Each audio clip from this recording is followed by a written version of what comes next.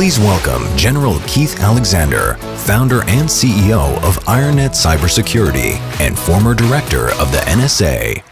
So thanks. You know what I just found out? I have a face made for radio. So the clock started. Yep, I've got 16 minutes. 4-star. Actually, they cut it to 7, 6. I'm going to talk about 3 key things. I want to bring together what Rick, Lisa, Bob, Irfan, and Oren. Let's give Oren a big round of applause. That was excellent, wasn't it? What they talked about, where we're going in technology. I want to talk about how that's going to impact us, and then what do we do about it.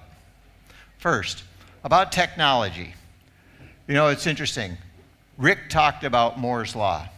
Technology's doubling every 2 years. More important, unique information is doubling now more every year. Less than a year, you're going to see unique information double.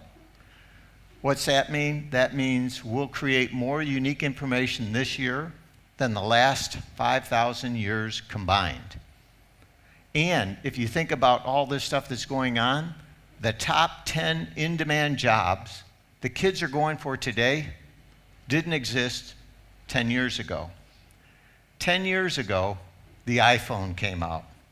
Now we have people rushing to iCloud, rushing for the apps. These are the jobs of the future. What's all that mean? That means we're teaching kids in school for technology that hasn't been created, on jobs that don't exist, to solve problems we don't even know are problems.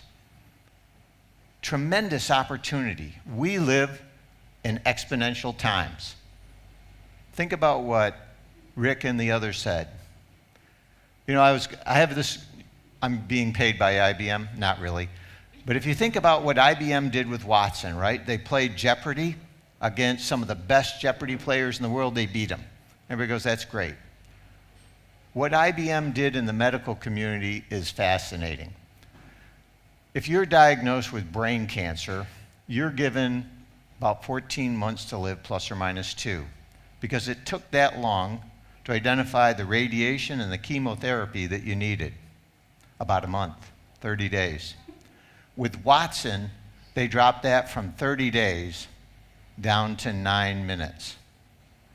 This technology that's being created, the collaboration, that unique data will change the world that exists today. We live in exponential times. It's fascinating.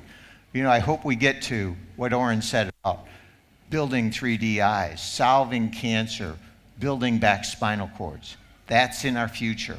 We cannot slow down. But with all of that comes tremendous vulnerabilities. Think about the vulnerabilities that have hit. Just 10 years ago, iPhone came out, we had attacks on Estonia. I'm not blaming that on Apple, but it's interesting to note the time. Having been the director of NSA, I've been blamed on things like that too. But when you think about it, so you had a nation state attack Estonia, Russia. A year later, did somebody say Russia? That's right. A year later, Georgia was hit with the same one. When Russian troops went into Georgia on a real-world attack, they got hit, their banks, their government, with cyber attacks. The greatest irony, 2008, the Defense Department, the US Defense Department, was hit with malware. Blamed again on Russia. That resulted in, ironically, the creation of Cyber Command. They helped me get my 4th star. Thank you very much. All these things work out for the good, right?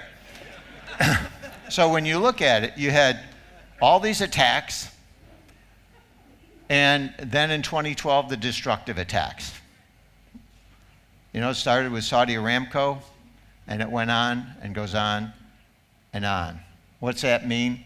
Cyber is now being used as an element of national power, and it will not stop.